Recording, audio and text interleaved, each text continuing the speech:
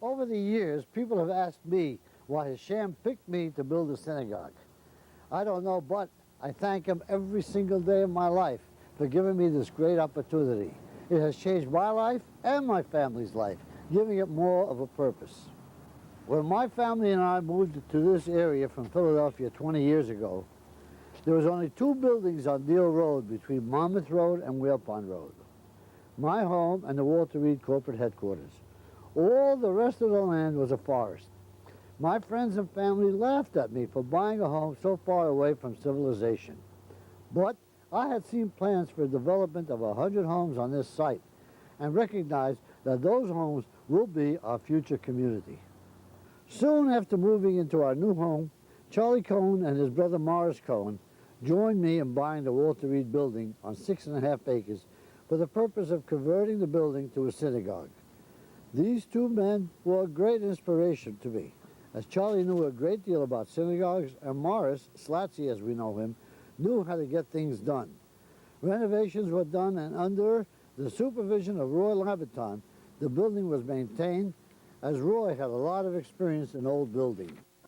When the synagogue opened for prayers in July of 1978, we had very few congregants, maybe less than 10 men. We were thankful at that time for Rabbi Dweck, for he sent us men from the Deal Shul in order for us to conduct services with a full minyan. David Azar and Charlie Samach acted as our chazans and till today stand ready and willing to help us out in our prayers. Albert and Laura Moravia worked diligently towards the success of the synagogue by recording all donations, billing the same, and collecting the monies owed. I don't know what I would have done without their help. From the very first year, the budget for our synagogue was funded by the sale of raffles and still is today. The building was used for various other functions. I remember Sammy and A.B. Cohen started the YMD. YMD stands for Young Magen David. They gave away toys and bicycles to their regular attendees.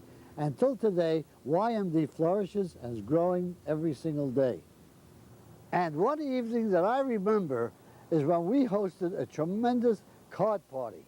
We had so many people from the entire shore area that came to this card party, and we soon ran out of space, and we ran out of card tables and chairs.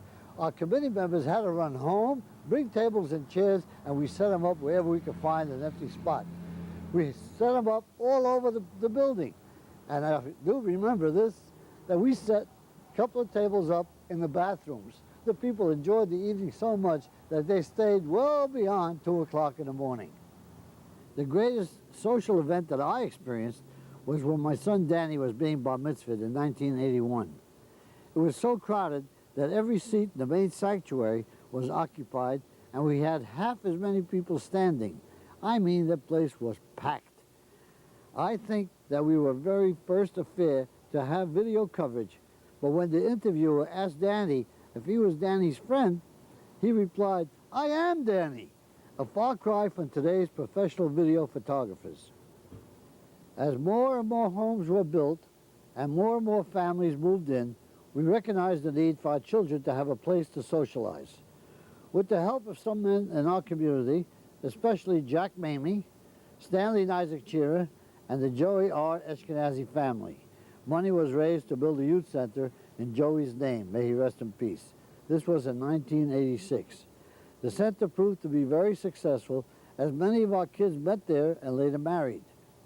After 10 good years under the leadership of Chucky Sultan, attendance to the center grew beyond our capacity, so we moved to merge with the JCC, where there's so much more facilities for our children to enjoy. The youth center building has since been converted to a card and social club servicing our adult community. This filled a very important gap in our community, as it gave members a place to go to on a daily basis.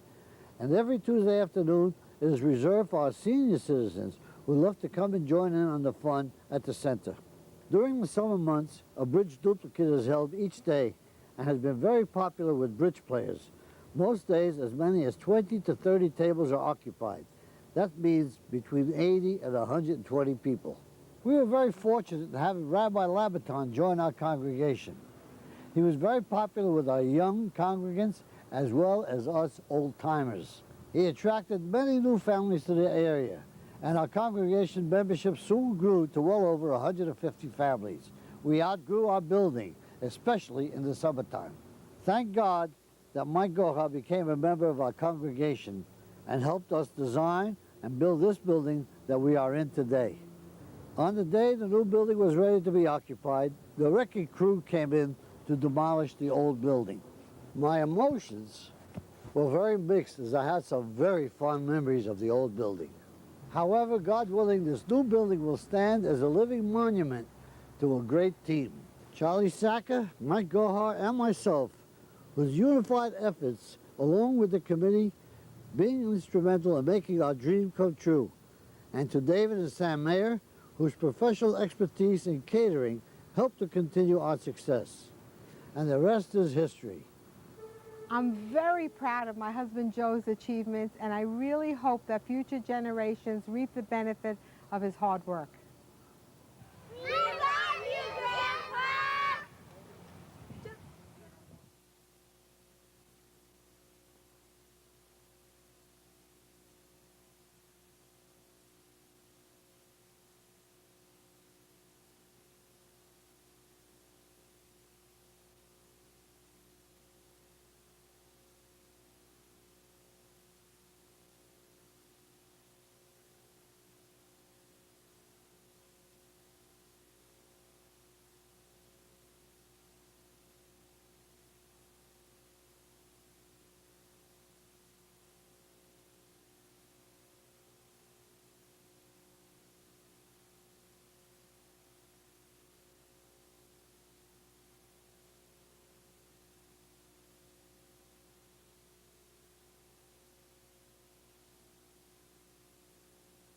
It was in the fall of 1978 that we moved here from Brooklyn.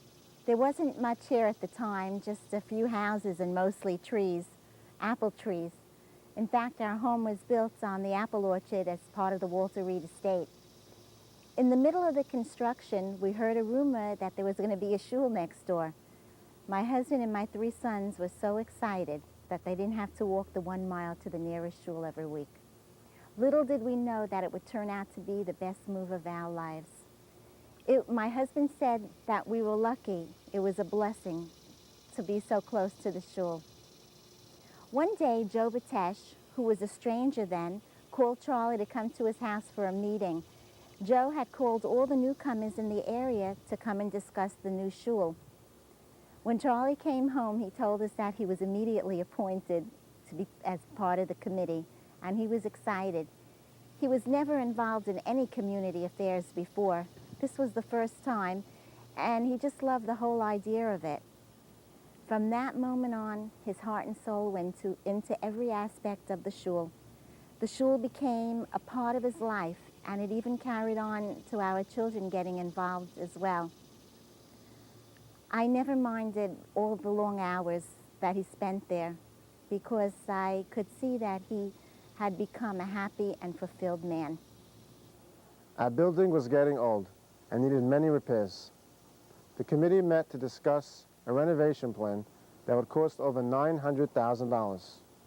My father thought it would be best to build a brand new building instead of fixing, and said to the committee, when our children grow up, we may not have the opportunity to give them what we can now.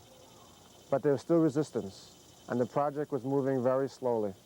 Till one day, Hashem sent an angel who would change the future destiny of our shul.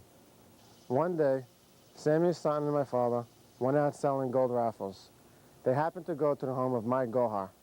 They were talking, and Mike asked, whatever happened to the idea of building a new synagogue? A few days later, plans were being made for a magnificent, huge synagogue and catering hall. Exactly 1 year later, a groundbreaking ceremony was held on Labor Day.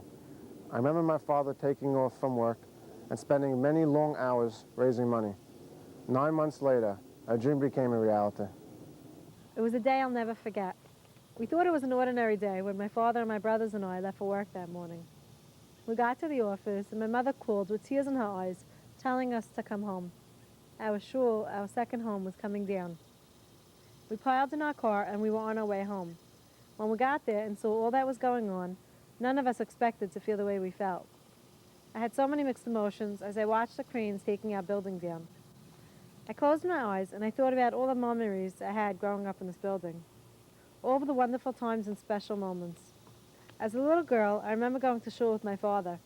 I was so proud to sit next to him. He was always involved in everything and was constantly planning something new.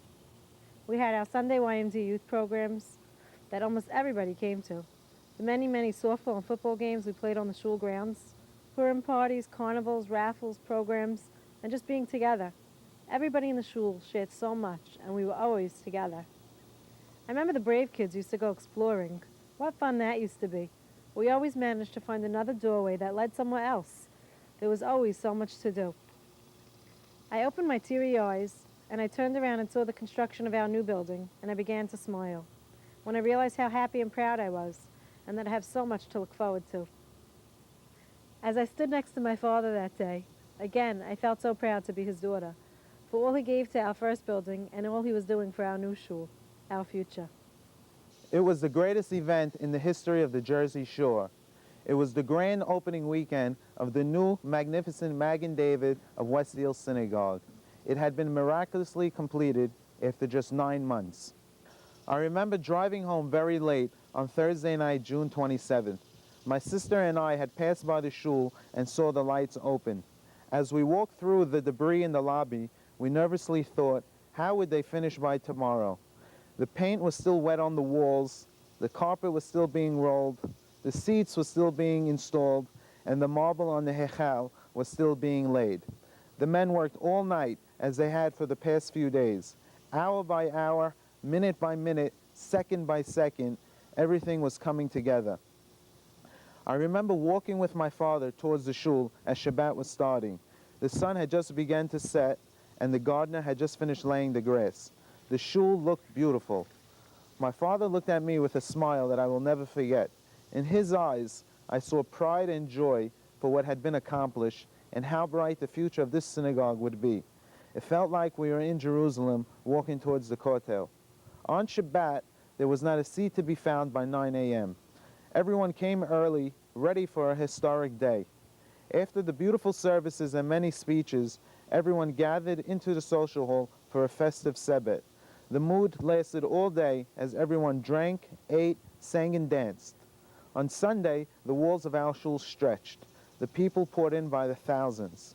The ceremony started with blessings from community rabbis and speeches by dignitaries. As the crowd left the sanctuary towards the social hall for a lavish breakfast, the rabbis brought the Sefrei Torah outside and started singing and dancing as hundreds of men joined in. What a sight, all Jews together in one synagogue celebrating a monumentous occasion. All in all, I am sure the 3,000 people who attended the grand opening weekend would agree that this was the greatest event in the history of the Jersey Shore. I remember the day very clearly. It was at the lunch table on Shabbat afternoon, August 15th, just 2 weeks before our annual raffle. We were with the entire family discussing how we can raise more money to pay off this mortgage. Raffles just weren't enough. My father suggested we have a Chinese auction. We all told him he was crazy. People work 6 months for events like that. He was persistent and even convinced me to rent a van with him on Monday and Tuesday and go down Fifth Avenue and Broadway. To our surprise, by Tuesday night, we had close to 75 gifts in the van: computers, video cameras, televisions, jewelry, lalik, the works. On Wednesday night, my wife Camille started typing all the gifts in the computer, and the rest was history. Whether it's at the synagogue, in Las Vegas, New Orleans, Aruba, and even China, my father is constantly thinking of the synagogue to raise the necessary funds to pay off this building. I feel so lucky to grow up in such an active and vibrant shul that is alive with many youth programs, like seminars, Yachad Shabbatons, the annual Hanukkah choirs and Purim festivals, the mitzvah fairs, the YMD organization, and of course, our weekly Shabbat classes that I am involved in. Each week, about 30 girls and boys, ranging from ages 3 to 10, enjoy classes filled with games, prizes, candy, and lots of fun. They look forward to coming and are learning the good habits of going to shul on Shabbat and being involved in the programs of our synagogue and community as well. With all of these growing programs, the need for a bigger environment was necessary. Because of the good insight of my father and the Shul committee, the need was granted, and in just a couple of weeks, an extension was added on to our growing synagogue. It's funny, I can't even imagine growing up without it. Congratulations!